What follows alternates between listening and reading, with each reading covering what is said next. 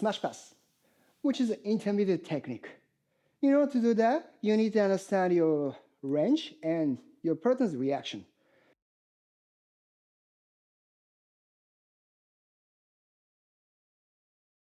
Yeah, one of the common situations, headquarters like this, or against an issue by the time you do kneecap pass.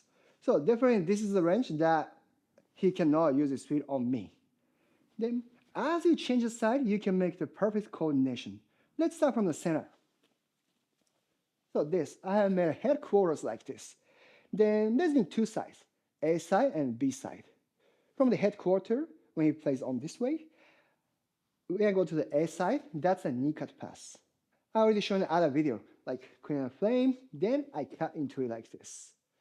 Of course, from this position, he wants to block the inside pressure pass. That's why he managed to keep this position tight.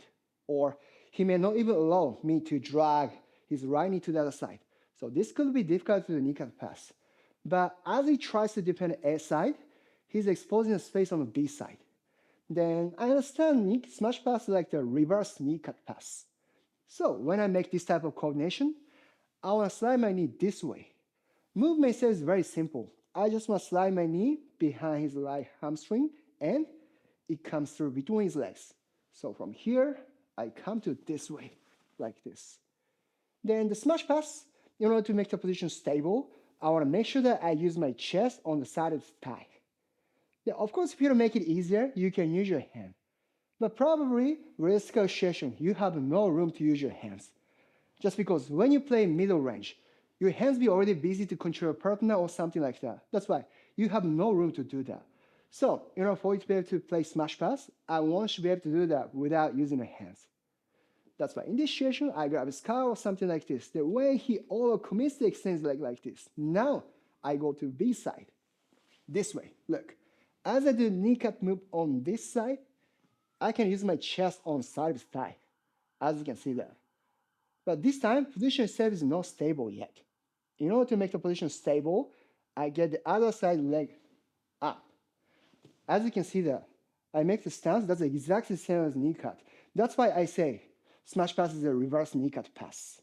Then this time, even though I smash his thighs, I'm not going to control his upper body.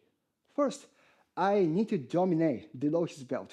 That's why from here, I use my chest to compress his thighs like this. So this is the situation, right?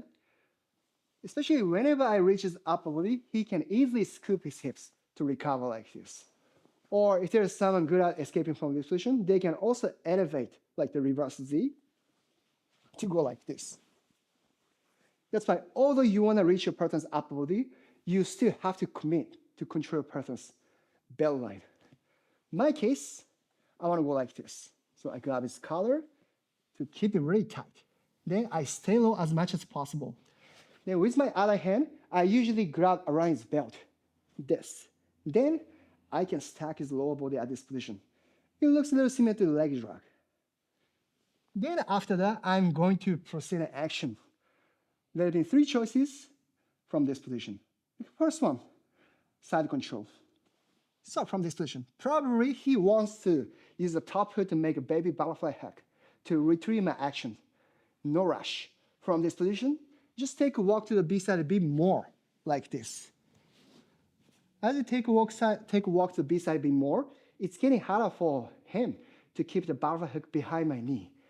Whenever it gets shallower from here, I use my other hand, windshield wiper. Here, I completely isolate his upper body and lower body. From this, I use this head, then take it off. After that, I'm not going to switch my hips bigger. I just want a very compact windshield wiper. As soon as I come to this side, now I completely slide out from him. Even though he wants his leg against my body, he can't do that because he's facing the opposite side. Then from that, with keeping the grips tight, I want to take a walk to here. Temporarily, I make the body lock position like this. Then from now, depending on the reaction. If I want to complete the guide pass with side control, I get my knees close to him, then take off my left hand to make the cross face. That I can deal with the hip escape bridge even though he tries to turn to my side. Then 1, 2, 3. I can complete the guide pass. That's the first option. But sometimes, during the time of the action here, I much prefer to keep the belt grip. That has more options later. Let's say the guard pass is not just only pin your partner's back on the ground. On the side, you can create a task as well. That's why he may stay inside like this. If he stays for 3 seconds, I can score 3 points for completing the guard pass. That's why within 3 seconds or after 3 seconds passed, since he cannot find a space to turn to my side, he escapes to the turtle. Look, now grips helps me to take it back from this position. Now I switch this one over his shoulder, get my knee in to take the back like this. Or if I still keep the belt grip, I can also make the twister hack.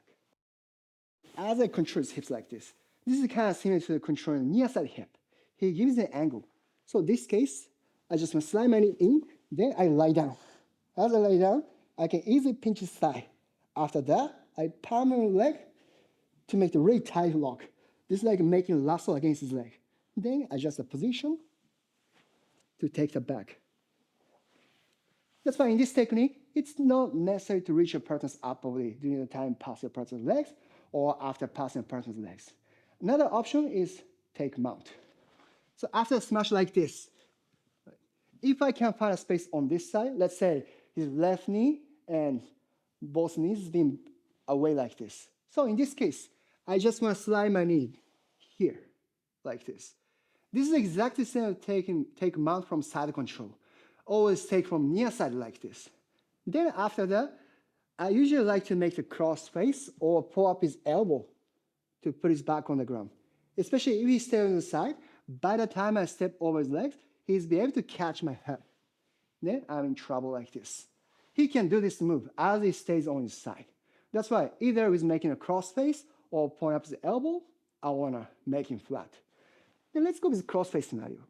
So here, I hug his neck like this, and then I put his neck on the ground like this.